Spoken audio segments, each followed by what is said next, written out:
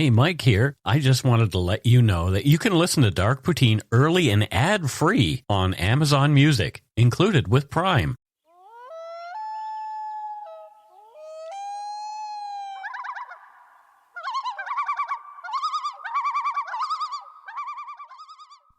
Hello and welcome to Dark Poutine. I'm Mike Browne, your creator and host. With me this week is my wife, Carol. Say hello, Carol. Hey, how's it going? It's going pretty good. Good. The views, information, and opinions expressed during the Dark Poutine podcast are solely those of the producer and do not necessarily represent those of Curious Cast, its affiliate, Global News, nor their parent company, Chorus Entertainment.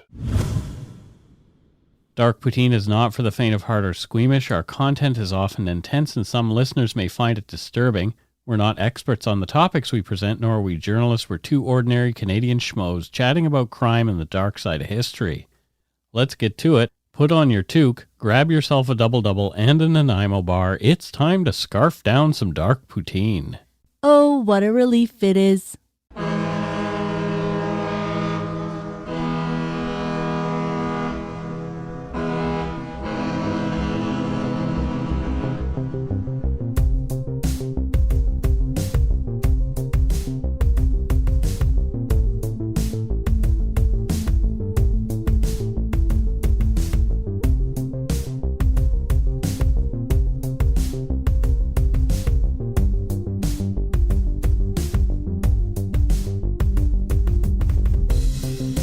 Listeners who feel they are in crisis can contact the crisis text line in Canada by texting HOME to 686868. In the US or UK, text 741-741. The service will match you with a volunteer counselor who is supervised by a licensed, trained mental health professional. Crisis text line is free 24/7 support for those in crisis. For more information, go to crisistextline.ca in Canada or crisistextline.org globally. In New Brunswick in the fall of 1922, a convicted double murderer named Bennie Swim was hanged for the murder of the woman he loved, his first cousin Olive, and her husband Harvey Trenholm. Bennie didn't die the first time, so he was quickly hanged again. Oh no. You are listening to episode 163, Twice Hanged, The Life and Crimes of Bennie Swim. Poor Bennie, but maybe not. We'll find out. Well, Bennie did kill a couple of people, Carol, so... That's true. Sorry, I retract that. Canada has had quite a history with capital punishment, with hanging being the go-to method used to dispatch someone sentenced to die. On July 14, 1976, the Canadian House of Commons passed Bill C-84 on a free vote, abolishing capital punishment from the Canadian Criminal Code and replacing it with mandatory life sentence without the possibility of parole for 25 years for all first-degree murders. The death penalty was removed from the Criminal Code in 1976, and Canada totally abolished capital punishment in 1998. Yeah, 1998. My gosh. This year we got married. They're still doing it? Yeah, well, they weren't doing it. It was still on the books. Wow. Before Confederation from 1860 to 1866, 40 people, including one woman, were hanged in Canada. After Confederation in 1867, for the next 95 years until Ronald Turpin and Arthur Lucas were hanged at Toronto's Don Jail on December 11, 1962, 1,533 death sentences were passed between 1867 and 1976. This resulted in the executions of 691 men and 11 women. From 1869, only murder, rape, and treason were punishable by death. The story goes my great-grandma used to go to watch the hangings there. Yeah. In Coleman. Mm-hmm. Only 2 men were ever put to death for treason in Canada. One of them was Louis Riel in 1885, a man whose story we'll cover one day, and the other was Thomas Scott, an Irish Protestant who was hanged on the 4th of March 1870 in Red River in present-day Manitoba. There'd already been 7 hangings in Canada in 1922, the year this story takes place, which seemed about average over the years that Canada had the death penalty. The other Canadians hanged before Bennie Swim that year had killed during robberies in the heat of passion, and one had raped and murdered an 8-year-old boy, Philip Goldberg, in Toronto. Oof. William Frederick Swim and Eva May Foster were married on October 8, 1899 by Reverend H.J. Shaw on the advice of Eva's brother, Jesse Herbert Foster. 24-year-old Eva was almost 9 months pregnant at the time, just 2 weeks shy of giving birth to their first child. For some unknown reason, William lied about his age and occupation on the marriage certificate, stating he was only 30 years old and was a farmer, but in reality, he was a 42-year-old laborer. The Swims made their home in the poor, borderline farmland of the forest on the east side of the St. John River, north of Woodstock. Their son, Bennie Swim, was born in the family's tiny one-room shack on October 22, 1899, in the small community of Brighton in Carleton County in New Brunswick. As times were tough and William and Eva had a hard time making ends meet, it was 4 more years before Bennie's sister Cassie came along, and a year after that, his little brother Alexander was born. From Ed Butt's book, Rum, Blood, and Treasure. Quote, Bennie grew up in a part of Carleton County, New Brunswick, that was often called the Badlands. It was a mixture of forest and hardscrabble farms where people lived on the margins of society. Men put meat on the table by hunting, often with little regard for game laws. They earned hard cash by making moonshine in secret stills and selling it for as little as $2 a gallon. Poverty, overproof liquor, and a proliferation of firearms resulted in a high rate of violent crime. Quarrels and domestic disputes often ended in assault and even murder. Among the poorly educated, underemployed, clannish backwoods families, there was a deep mistrust of police and other authority figures and outsiders in general. Bennie caused nothing but grief for Eva and William. He wasn't a good kid. Coming to the end of their tethers with the moody and difficult boy, Bennie was sent away to live with his uncle, John Swim, who lived in the woods just outside of Rockland.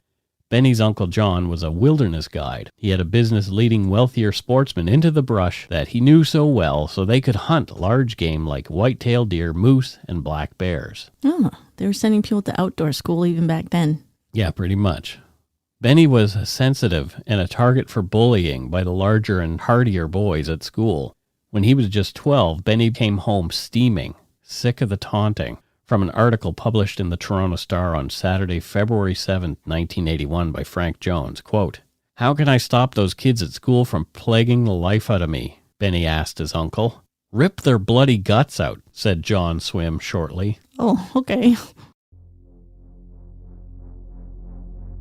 Bennie took John's suggestion to heart, and the next day the boy returned to school with a knife. When the bullies came for him again, Bennie produced his blade and slashed at the other boys, missing with his strikes but sending them scampering away from him. Bennie was pleased, having avenged himself. However, he never returned to school after that, instead going to work as a laborer. Oh, all right. Watch out for little old Jim. Yeah, Bennie's going to take everything to heart. From Ed Butt's book, Rum, Blood, and Treasure, Bennie eventually went to work in a pulp mill. He put in long hours for low pay, doing one of the dreariest, most backbreaking, bad-smelling jobs in Canada. In a way, the mill seemed representative of Bennie Swim's cheerless existence. So do you recall any stinky communities that you drove by when you were a kid? Yeah, sometimes you can smell it when you drive over the Knight Street Bridge. Oh, yeah. Yeah. That stench. Yeah.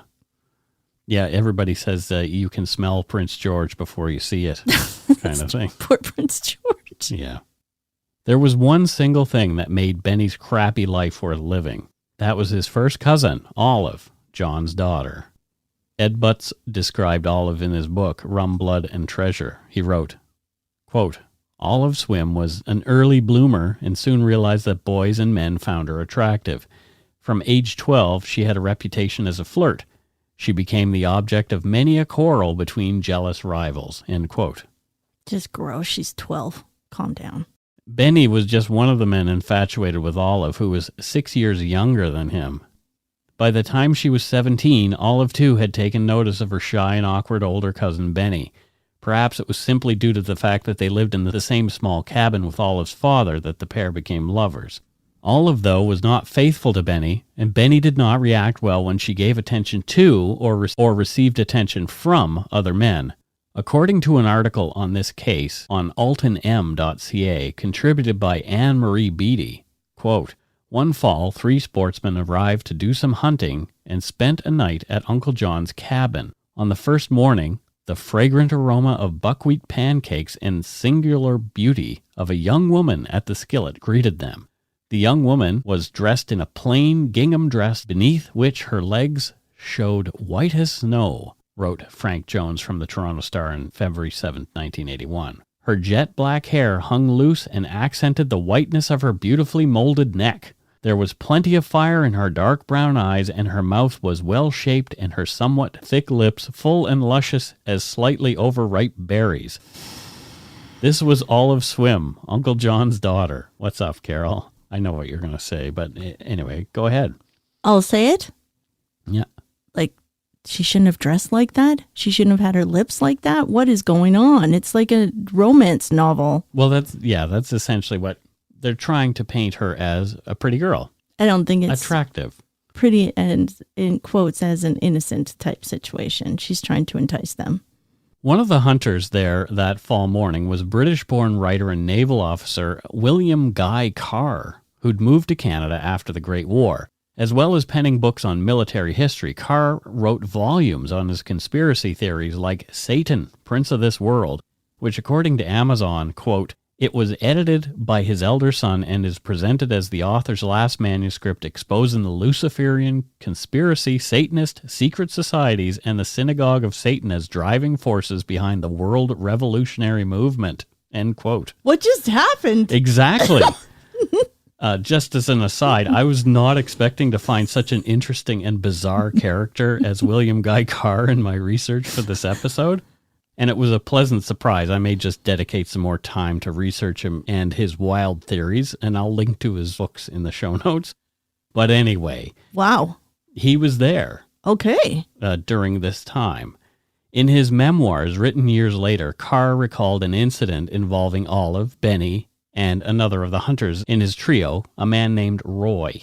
Roy was flirting with Olive throughout breakfast, and Olive was coyly reciprocating. Neither Olive nor Roy noticed Bennie, also seated at the table, seething with jealousy as the couple winked and giggled with each other. Okay. From Ed Butt's book, Rum, Blood, and Treasure, quote, "After the meal, Carr and the other man headed into the woods, but Roy stayed behind.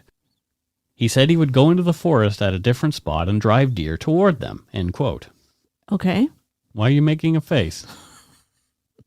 I just know what's going to happen, so... Roy and Olive left together, leaving Bennie in the cabin. They told Bennie that Roy was going to get some partridges for dinner that night, and Olive was going to show the hunter where the best spots were. Mm-hmm. Bennie stewed as he watched his gal leaving with another man. He suspected they were up to more than they'd let on. The couple hopped into Roy's car and headed down the road to a more secluded spot where they pulled over and began to make out. This is bound to happen. A rifle shot rang out, startling William Carr and his companion, so they ran toward the sound of the shot. They were thinking that they might find Roy in a downed deer. They were surprised to find Roy cowering in his car under the dashboard covered in glass. Olive was outside the car screaming at Bennie, who was holding his .22 caliber rifle. It was smoking. A bullet fired by Bennie in a fit of jealousy had passed through the windshield, nearly missing the couple. Oh, man. Roy was shaken up and Olive was angry, but the only thing hurt had been Bennie's pride. This was the first time it was documented that Bennie showed any kind of propensity for violence when his jealousy was aroused. Yeah. We've seen violence when he was slashing and trying to stab the other kids who were bullying him. But this is the first time that there's a woman involved. Yeah, he sought them out. He didn't just let it go. Right. Yeah. Exactly. John Swim was not making it as a wilderness guide, so he decided to pack up and move to Benton, where he planned to take up farming on a piece of land there. John later stated that he left Olive and Bennie, quote, living together in his old hunting cabin as man and wife.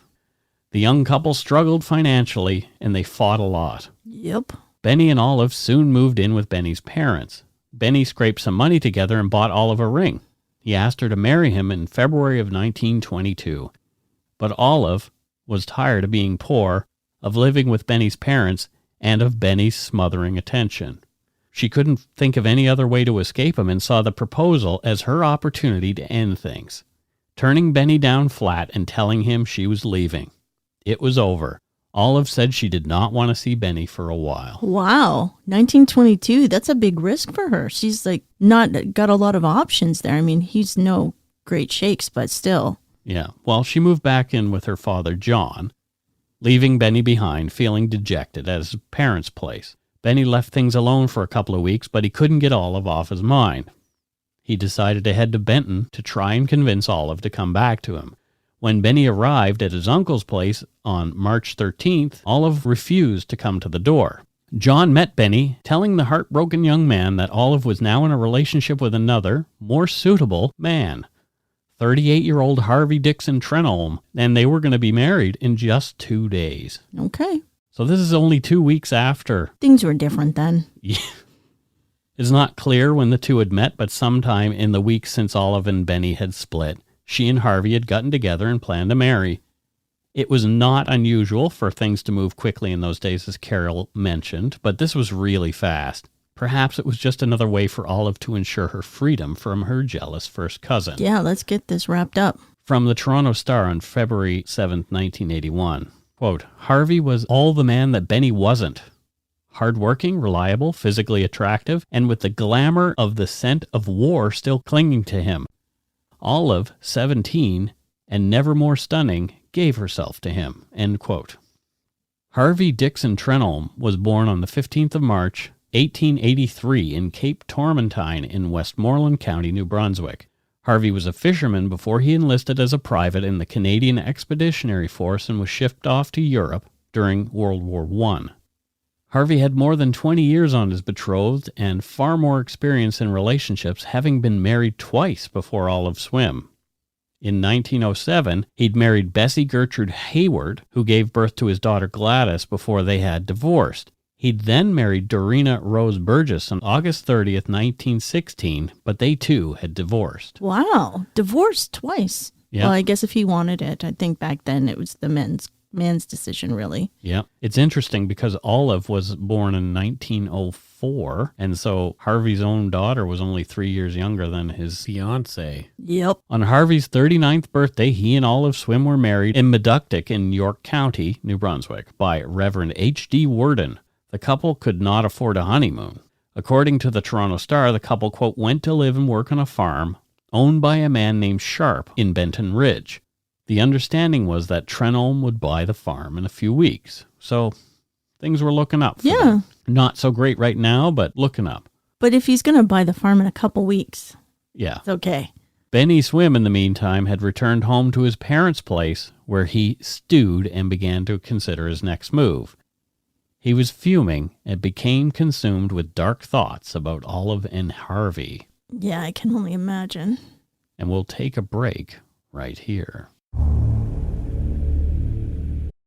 If you're looking for a smoking gun, I can absolutely guarantee you will not find it.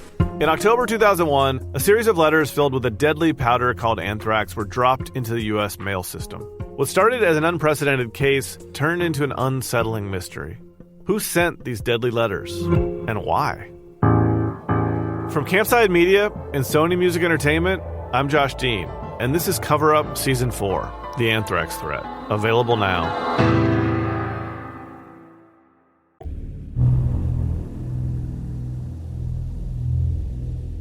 And we're back. So what are your thoughts so far, Carol? I feel like Olive had to do what she needed to do. It sounded like a good, fresh start for her. Mm-hmm. And Bennie, just stay home, please. Yeah, just stay home, Bennie. Don't do what we know you're going to do. Yep. By March 27, 1922, Bennie Swim had made up his mind about how to solve his dilemma. He sold his overcoat and traded his hunting rifle for a revolver. The firearm had a broken spring, meaning it would not advance automatically after being fired and recocked. The user had to manually rotate the cylinder, hoping the firing pin would line up with the next live bullet, But as the alignment was sometimes off, the weapon might misfire. To fire the gun more than once took a certain amount of will and persistence. Bennie hopped the train to Woodstock. From there, he started the 27-kilometer hike to South Benton, where Harvey and Olive were living.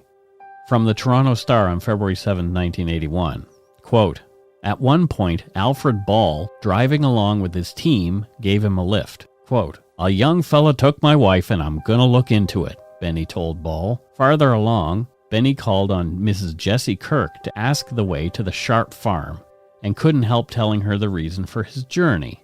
'I want to have them both arrested. It ain't right what they did,' he said. 'They are married. Don't meddle with them,' Mrs. Kirk advised. 'All they can do is kill me anyway,' he said half to himself. 'What might your name be?' she asked curiously. 'Bennie Swim,' he said, and walked on toward the Sharp place." Oh, Mrs. Kirk. Why? She could have known what was happening, but probably wouldn't expect that, but still. Bennie arrived at the farm in the late afternoon, and as the sun was going down, the killer made his move. Harvey and Olive were alone on the farm. Sharp, the owner of the property, had gone into town to run some errands, so he wasn't around. Bennie found Harvey chopping wood outside. Olive was inside doing housework. Bennie crept up behind Harvey and startled the older man, who turned to see only the barrel of Bennie's revolver just before Bennie pulled the trigger and shot Harvey right in the face. Ooh. Harvey died instantly, dropping like a sack of potatoes into the small pile of chopped wood. The sound of the shot brought Olive to the back door, and Bennie met her there, pistol in hand. Bennie grabbed Olive by the collar of her dress and begged her to come with him. Olive refused and screamed, trying to get away from Bennie. Bennie knew that Olive was lost to him. There was only one way in Bennie's mind to resolve things. Olive had to die. Because, as the old cliche goes, if he couldn't have her, then no one would.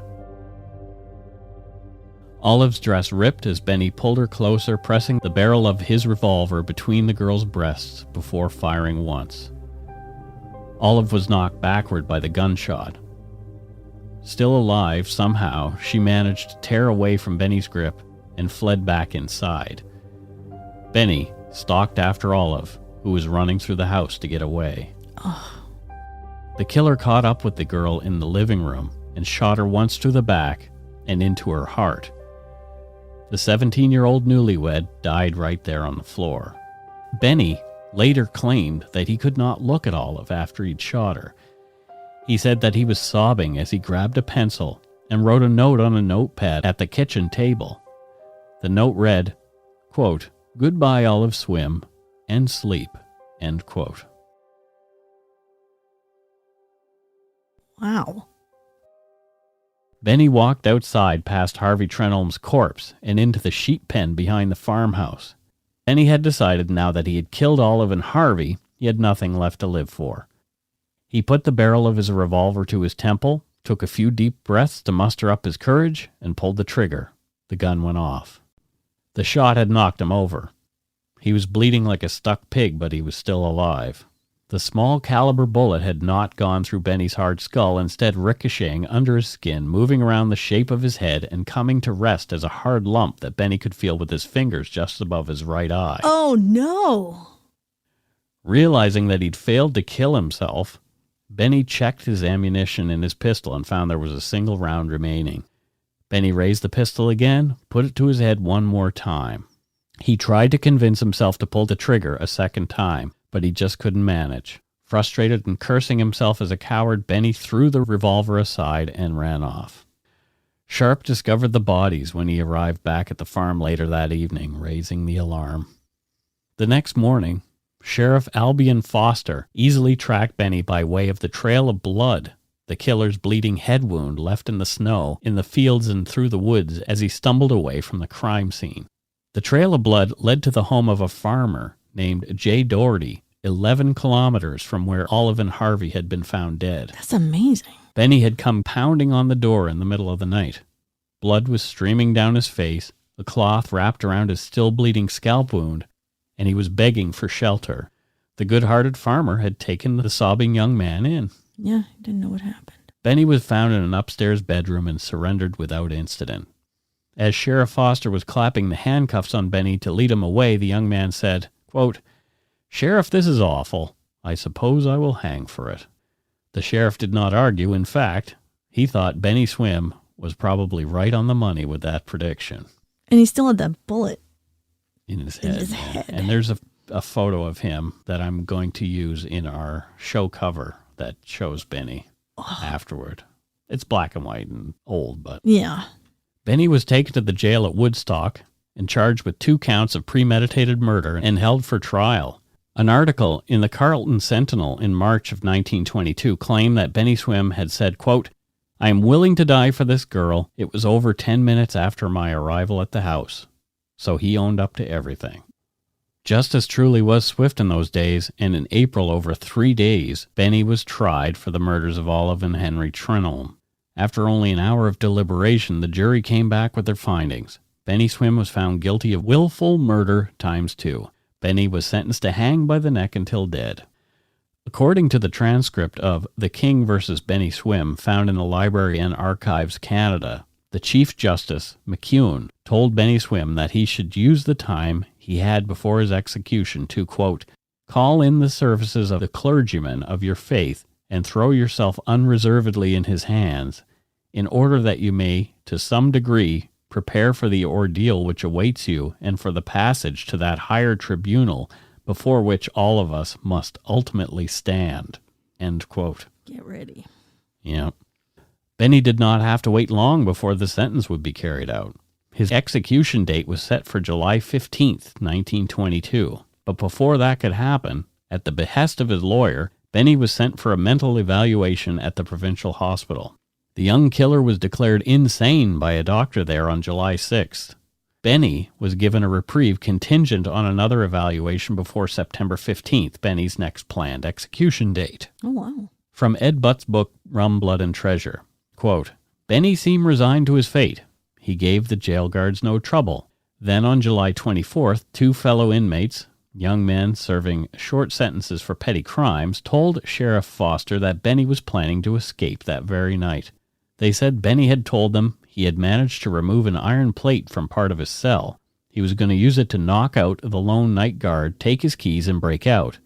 He had an escape route through the woods mapped out in his head and knew of a secluded cabin where he could hide until he could make a run for the Maine border. Foster thought the story sounded incredible, but decided he'd better investigate. It was night, and Bennie should have been asleep on his cot wearing only his underwear. Instead, Foster found him fully dressed. His pockets were stuffed with food he'd been hoarding from his meals.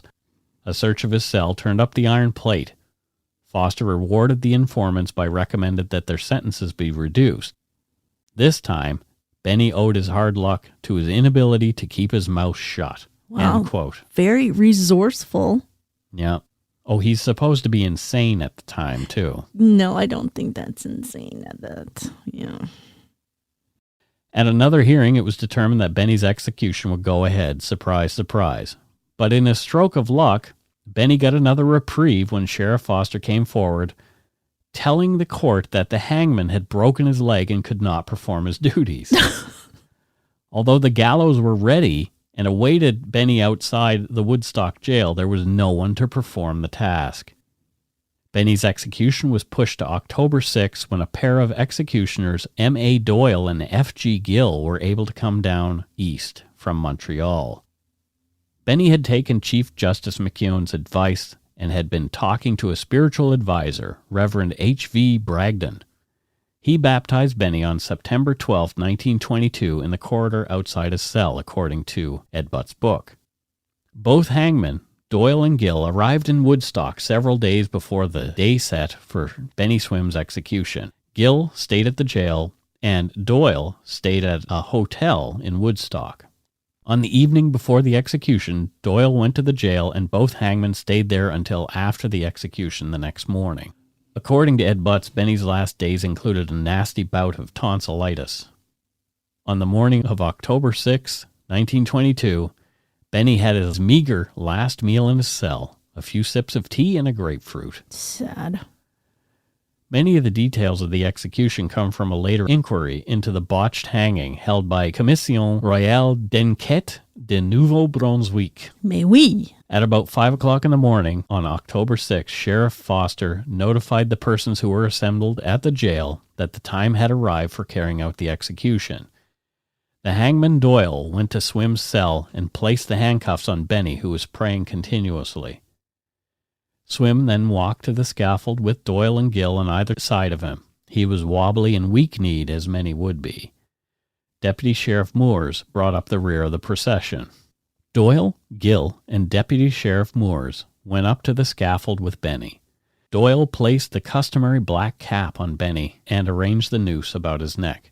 Bennie Swim was about halfway through the Lord's Prayer when the hangman sprung the trap. Oh. After 2 or 3 minutes, the door of the pit was opened, and Dr. Thomas W. Griffin, the jail physician, Drs. L.D.E.C. McIntosh and N.P. Grant, who had been requested by the sheriff to be present, and a visiting doctor, entered the pit.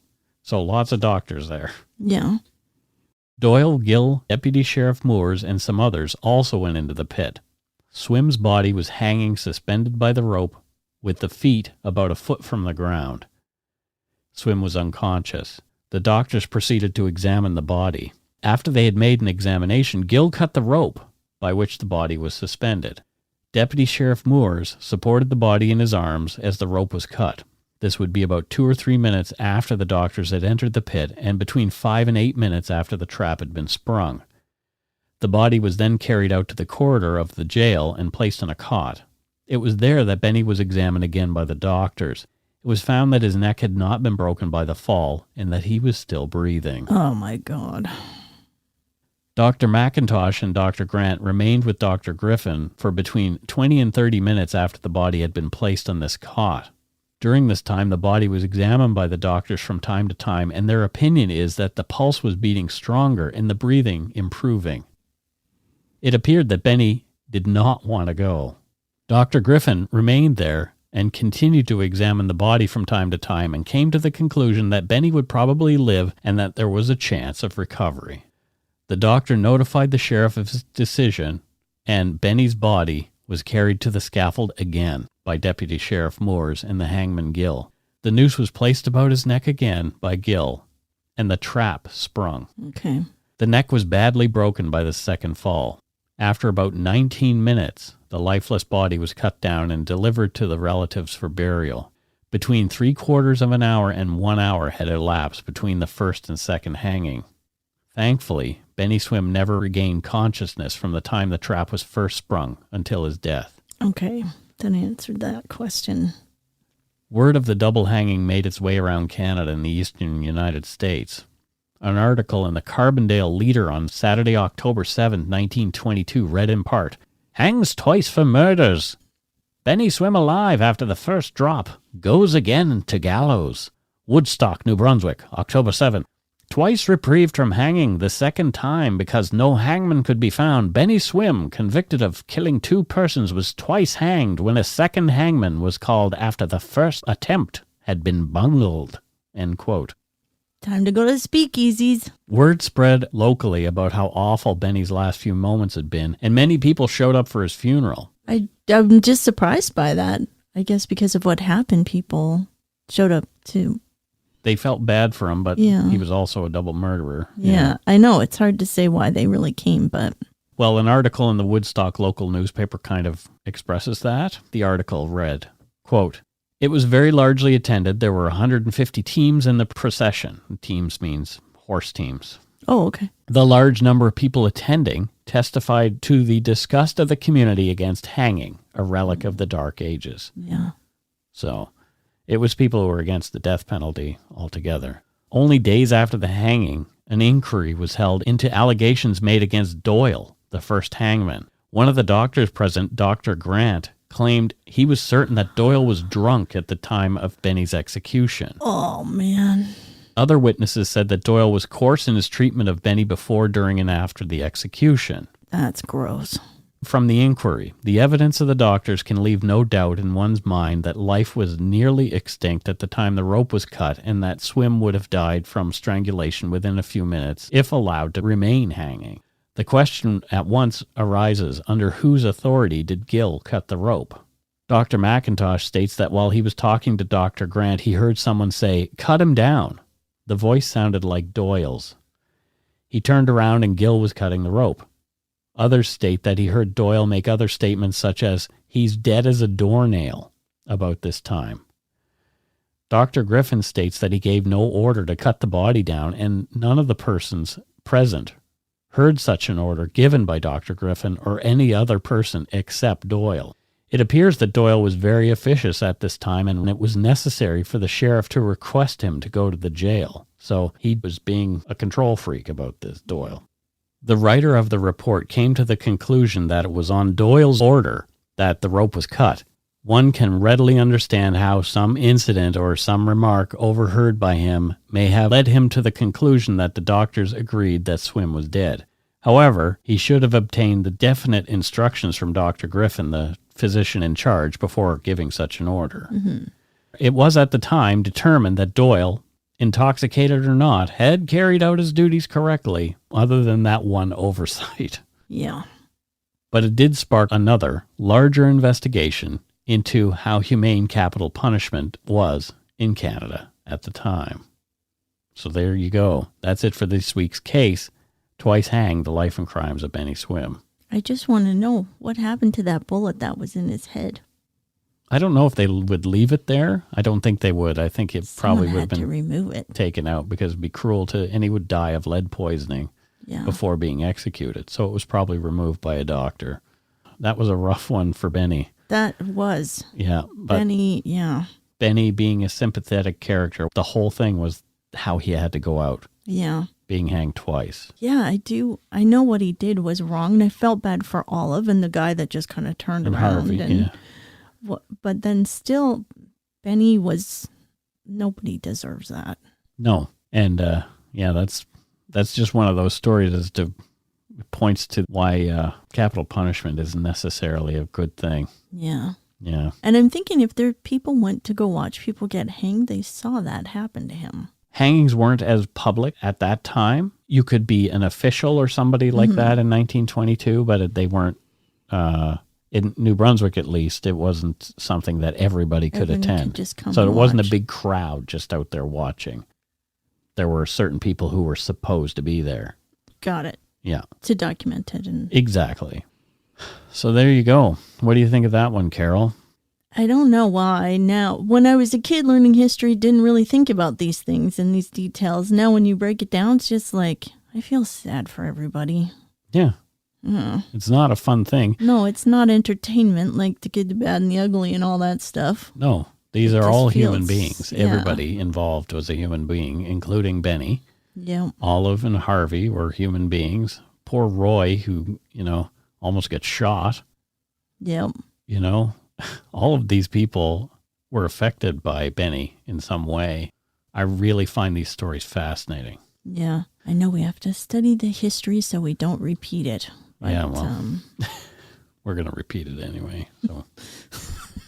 Wah, wah. Wah, wah. Well, I guess it's time for us to move on to voicemails. It is time for the voicemails. Voicemails? Voicemail. Voicemail. Voicemail. Voicemail.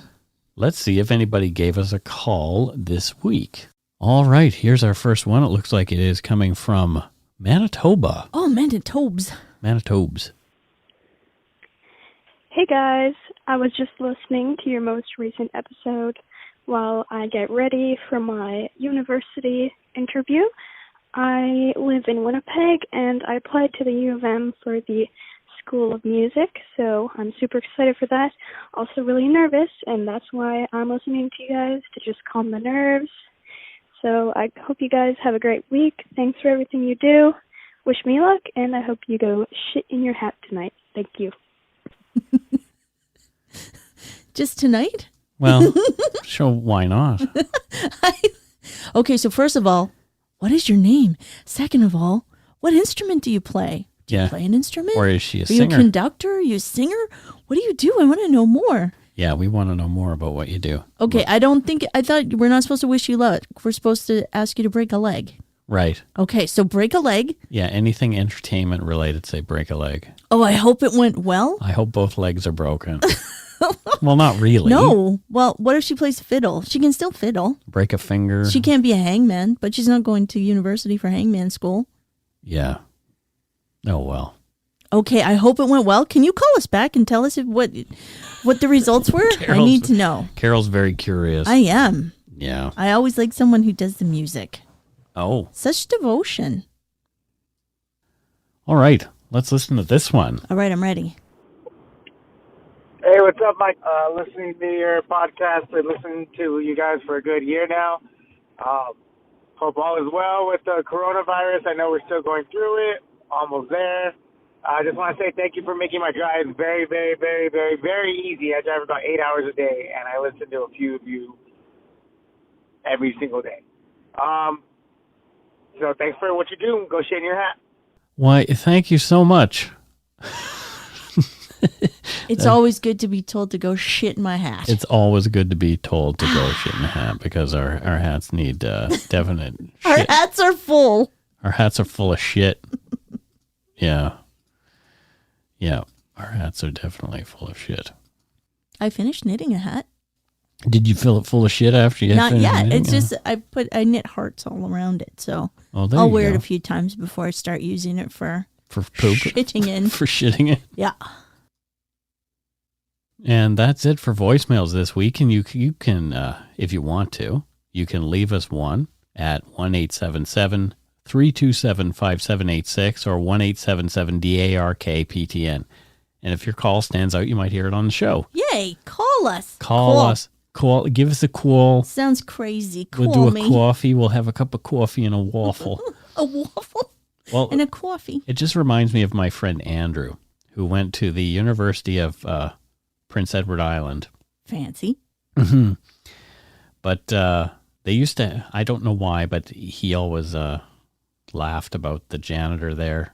And he used to say, "Hey, boys, come on in. We'll have a cup of coffee and a wobble." A wobble. He couldn't pronounce waffle for some reason. But Or maybe he just likes saying wobble over waffle. a cup of coffee and a wobble. Cup of coffee and a wobble. Yeah. Andrew got in trouble for stealing the bar lights off a police car one time. Andrew. I know. Naughty. Did he give it back?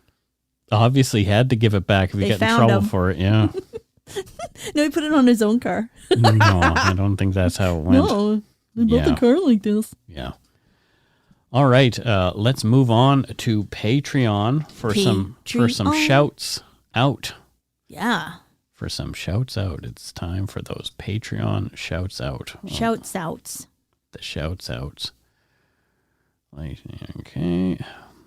So, first up, as far as patrons go, from Dominion, Nova Scotia, Oh, which where is a is place that? I don't know. wait, what? I know. I don't know where Dominion, Nova Scotia is. I'm going to have to look it up. I'm sure it's about an hour and a half from Halifax. Seems like everything's an hour and a half from Halifax. Everything is kind of very close to Halifax. Dominion is way the heck up by Glace Bay in Cape Breton. That is Oh, far Cape more than an hour and a half from Is it? Halifax. Okay, Yeah. I stand It's corrected. about 3 hours maybe or more. Is it remote? It is more Super remote. more remote than Halifax. He gets there by Aquabus. Yeah, there you go. Yeah, so Steve Dave McGregor is from Dominion. And what does Steve Greg McGregor do there in Dominion, Nova Scotia? He's an online dating ghostwriter. Oh, so he writes people's profiles for online dating. Exactly. Now keeping it safe though, because the pandemic. Yeah. He's kind of going to alter his writing now to make it a little more Zoom friendly. Okay. So people meet that way. So M Not Ugly is probably his Cyrano de Bergerac. Embutis. Seximophy. Hey, he makes big bucks doing that. And he's got so many people to help. He's got like a backlog of profiles to write. I don't have a backlog of those. Profiles? None. None. Good. Yeah. Well, thank you so much, Steve Dave McGregor. Steve Dave McGregor. Which the mailing address is for a different person, but I'm not. Maybe he Right wants to on. remain anonymous. So. Did you get that? Right on, Steve Dave McGregor. He's a writer, a ghostwriter. Oh, Carol, you're terrible. Right. Next we have from Mankato, or Mankato. I don't know how that's pronounced. Minnesota, in the United States of America. Hannah Radcliffe. What does Hannah do there in the US&A? She is a hippotherapist. A hypotherapist? Hippotherapist. Oh, she's like hippopotamuses? Nope. That's what some people think. Wow. But it's Latin for horse. Hippo is Latin for horse. Oh. So using horses as a form of therapy for people with disabilities. Wow, that's kind of cool. It's good for everybody. So what kind of therapy do you do with a horse? I don't understand. They ride horses because it helps patients develop better balance, coordination, and muscle tone while improving confidence and becoming more independent. Wow, that's kind of cool. That is a cool job. Yep. Yeah. It definitely is. Hippotherapy. I'm a little It's afraid the way of of the horses. future. Why? Well, because they're big. And they're unpredictable. They're skittish. I guess some of them are. Yeah. But I love horses. I They're don't- soft noses. I don't dislike them. Just like a little scary to me. They could be, I guess. The real wild ones, like at the rodeos with the bucking broncos. Yeah, they're a little nervous. She wouldn't use those for the therapy. Bucking bronco, that's a whole different job. Just this crazy horse for bucking bronco. She uses the old ones called Daisy. Daisy. Yeah. The swaybacks. Yeah. All right. The friendly ones. The Feed friendly an one. apple. Next up, we have somebody who goes only by June. I guess they're like Cher and Madonna. So famous. So June. famous. June. And we don't know where June is from, so let's get our thinking cap on. I'm And thinking. Yep. Where is June from? Nagua, Dominican Republic. She's from the Dominican Republic. Yes, June Oh, Nagawa. from DR, Dominican Republic. Okay. And what does she do there in It goes Nagawa? without saying. She's very famous, June. Mm-hmm. She's a body painter. Oh, really? Yes. Does she have anything to do with the agriculture of the area, which is principally rice, coconuts, and cocoa beans? Yes, she paints with cocoa beans. Well, that's fantastic. How did And I know other this? paint as well. Wow, I'm amazing. Other colors as well. So June is a body painter. Yes. And she does work for, well, she does it for parties. Yep. So because she's a celebrity, she hosts many celebrity parties with her body painting. Also, she does the painting for ads. Painting for ads. Mm-hmm. And then, Okay. of course, fine art, because she's June, body painter. Fine art, which you could shorten to fart if you wanted to. If you wanted to, but June doesn't. No. No. Or Definitely maybe she not. does. She could be fun. She could be a fun celebrity. She could be artist. fun. Mm. Well, thank you, June. Famous June. June, the body painter from Nagua in Dominican Republic. Dominican Republic. DR, beaches all day. Just so you know, it's located north of the Samana Peninsula. Wow, you know a lot about this place. And it lies on the highway leading from Puerto Plata. Puerto Plata. Yeah, exactly. Also nice. Yeah. Dreamy. Most of the town is below sea level. Really? Yeah. Oh my gosh, it'd be so easy to run there. Yeah.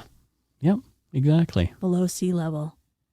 Next up, we have another person from another weird place. Where is it? This is Elda Williston. And Elda looks like she is from Nizhny Chir, which is in the Russian Federation. Russia. Yes, Russia. She is good in Russia. I don't know anything about this place in Russia because Is it very small? Is it very cold? I bet it is very cold. I think it's cold in there. How do you even say that? I don't know. Nizhny. Okay, so what does Elda Williston do in Nizhny Chir? She's a professional bridesmaid. Oh. I know. What? Exactly. So is this for brides who have no friends? No. Well, I guess. Yeah. They just want to beef up their wedding photos a little bit. Yeah, that's it. But if someone calls in sick or can't make it, There you go. then they call in Elda, and then she comes in. She has all her own dresses too. Yeah, but it has to match. I know. That is such a huge. So she's got, I just pictured her closet being a rainbow of Exactly. All bridesmaid different- dresses. Yeah, she also rents them out for weddings too. Oh, good. I know. She's got multiple streams of income. Wow. A professional bridesmaid. She's also beautiful, so that she always looks very flattering in the photos next to the bride. She knows how to pose those kind of things. Wow, that's Always a Bridesmaid is the name of her company. Well, that's fantastic. Mm-hmm. It probably is the name of somebody's company, so it's not necessarily Elda's name. We made that up. It could be. Yeah. But hey, Always a Bridesmaid, that's a great name. Good for you if that's your business. Yeah, I guarantee that's gone. Oh, well. We should look it up. Alwaysabridesmaid.com. Next up, we have another celebrity. Another one? Her name is Pam. Pam? Yep, Pam. And where's Pam from? Well, let's find out. It looks like Pam is from Briosco in Italy. Briosco in Italy. Fancy. She's from Italy. Oh, mamma mia. Oh, pizza. And that's northern Italy. Oh. Yeah, it's about 30 kilometers north of Milan, just so you know. There you go. Yeah. Very near the fashion capital. Milan. Exactly. Yep. It's in, very close. Very, Is it? Very, very far north. The coat of arms is like a castle and Oh, wow. a little crown over there and all that kind of stuff. Oh, wow. Look at that. Yeah. What does Pam do in Briosco, Italy? Pam is an online sensation. She is a video game tester, also YouTube influencer. Wow. I know. Wow. I know. She tests all the fun games, all the Italian games, all the cute games.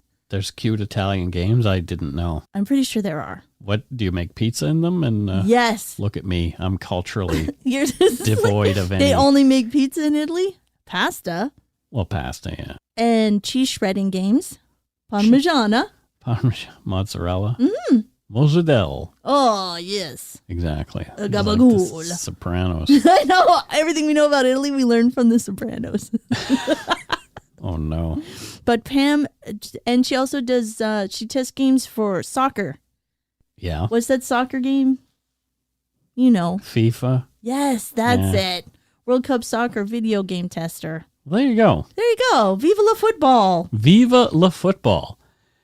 And another patron this week is our friend. Oh, Juliana. Juliana Ambrosini. Nice. That's a very Italian name as That well. is, it too. not? Yeah. I might be wrong, but it sounds pretty darn Italian to me. I think so. And Juliana and I joke about going for donuts together someday. We've gone for tea. Yes, remember we went, was it Neverland? I can't remember exactly where so. we went. It was on Broadway, wasn't it? Or 4th, one of those. I think it was on 4th. Yeah. But yeah, she came out with us for a Dark Routine meetup for tea one day. Yes. And we've been friends ever since because she's pretty cool. Yeah. And she's on the Zoom chats. Every once in a while we do like a crafternoon. Yep. That's where I saw her last. There you go. That's very nice. Thank you, Juliana. What does Juliana do over there in New West? Well, you'll be surprised to know that she is a water slide tester. What, she tests water slides, so I she know. goes out to Cultus Lake just to make sure that Exactly. everything is above board and that, She has to review them all. Does she go down feet first or head first or both? All. Oh, wow. You have to test in several ways. I want to go bum first.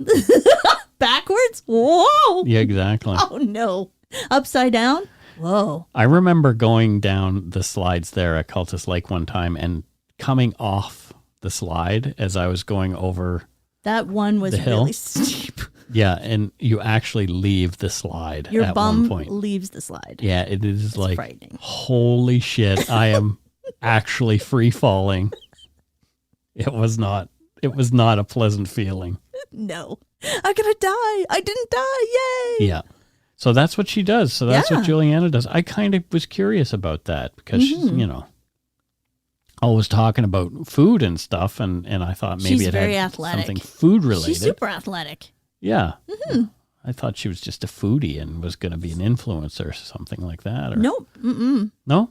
Water slide tester. It's for science. For science. Yes. Well, there you go. Science is a good thing. It It's is. Helping us out. helping us out because someone needs to test those darn water slides. They're not open to the public right now just because of COVID. Well- but when they reopen, these slides are going to be better than ever. I don't know about that. Yeah, they are. Juliana tested them. Oh, right, because she's been testing them. Exactly. Of course. Exactly. Thank you for your service, your water slide service. Thank you for your water slide service. So let's go on to donut money. Donuts. First up, we have our friend Irene Brand is back again. Irene! Come on, Irene. For Thank a hot you. beverage and a box of donuts, donut and a little coffee. So Thank you, Irene. thank you, Irene. Irene, she's changed jobs, Carol. Yes. And I know she has also moved. She is now living in Acklington in the United Kingdom. Oh. So she's moved from wherever she was before.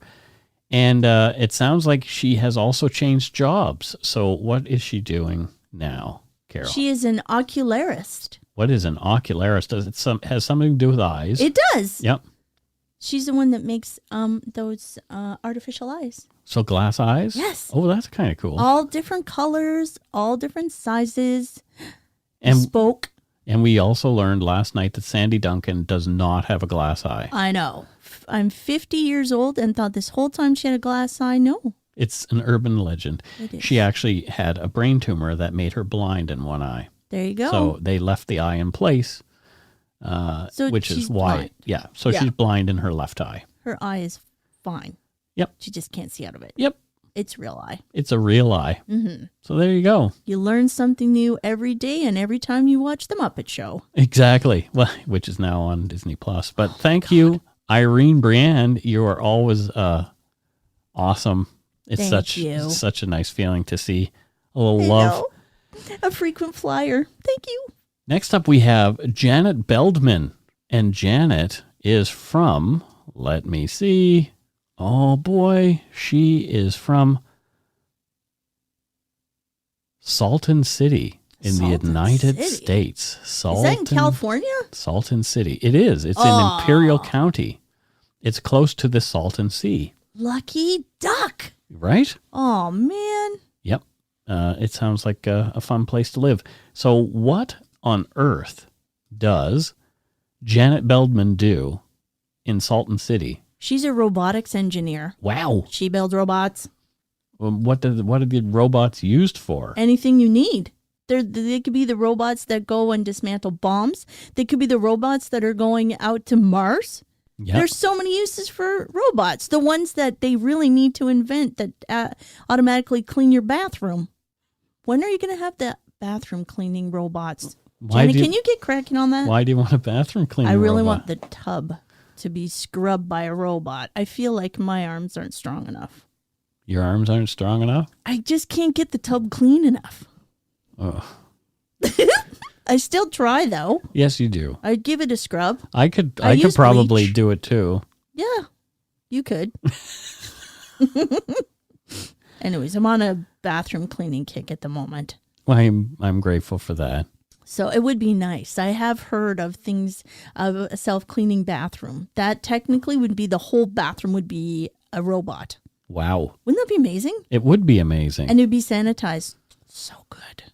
Well, thank you so much, Janet Beldman, for your donut money donation. We really appreciate that. Exactly. And thank That's a lot you. of donuts. It is a lot of donuts. Thank you to all our patrons and donut money donors, past and present, for your generosity. It helps keep the show going. You can become a patron of Dark Poutine at patreon.com/darkpoutine. Or for a one-time donation, you can send us donut money via PayPal using our email address, darkpoutinepodcast@gmail.com. If you don't already subscribe to the show, it would mean a lot to us if you did. You can easily find us on iTunes Podcast, Stitcher, TuneIn, Spotify, or wherever you get your on-demand audio. Check out our website, darkpoutine.com, for show notes and other cool stuff. Please take the time to give Dark Poutine a like or follow on Facebook and Instagram. Most importantly, thank you for listening and tell your friends about us. Word of mouth is a powerful thing. And we do have a promo this week. Yeah. We do? Oh, I want to hear it. You definitely do want to hear it because it is a gooder. It's from my good friend, Jamie, from Murderish. Oh. The podcast Jamie, okay. Murderish. Yeah, so you can find that at murderish.com. You can find her on Twitter at murderishpod or on Instagram at murderishpodcast. And obviously on Facebook, just look at Murderish. And let's listen to Jamie's promo. I'm ready, Jamie. Hi, I'm Jamie, host of Murderish. a true crime podcast that provides a 3D look at gripping murder cases from beginning to end. You'll get to know the victims and perpetrators, how their worlds collided, and what went down during trial. I also share some of my own personal experiences, like the time a stranger came into my bedroom at night. Yeah, that really happened, and I walk you through all the details of that terrifying night. Have you ever wanted to be a fly on the wall during a murder trial? You'll get that opportunity on Murderish, as I share my experience being a jury foreman on a first-degree murder trial. Search Murderish in your favorite podcatcher app, hit subscribe, and start binging. And remember, listening to this podcast doesn't make you a murderer. It just means you're murder-ish. Thanks, Jamie. Oh my God, Jamie, that happened? Yeah, it did. Oh my gosh. Yeah, she told her story just a bit after I told mine in my episode 10. Our podcasts have both been around for about the same amount of time. Nice. And I've met Jamie twice at CrimeCon. There you go. Yeah. So all right. she is a good buddy of the show. So please give Jamie a listen. I'm listening. There you go. Follow and subscribe. And that's it for this week. Whew. Until we return, don't forget to be a good egg and not a bad apple. Have a good one. Bye, everybody. See ya.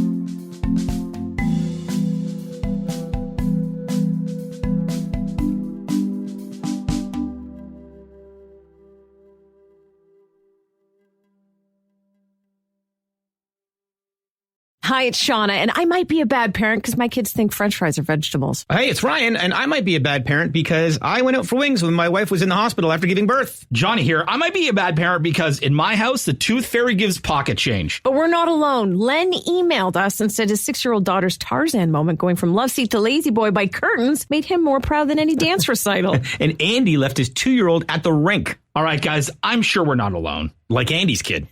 For stories and confessions like this, make sure you check out our podcast. It's called Bad Parents, and it's available wherever you get your podcasts. I left a glove at the rink.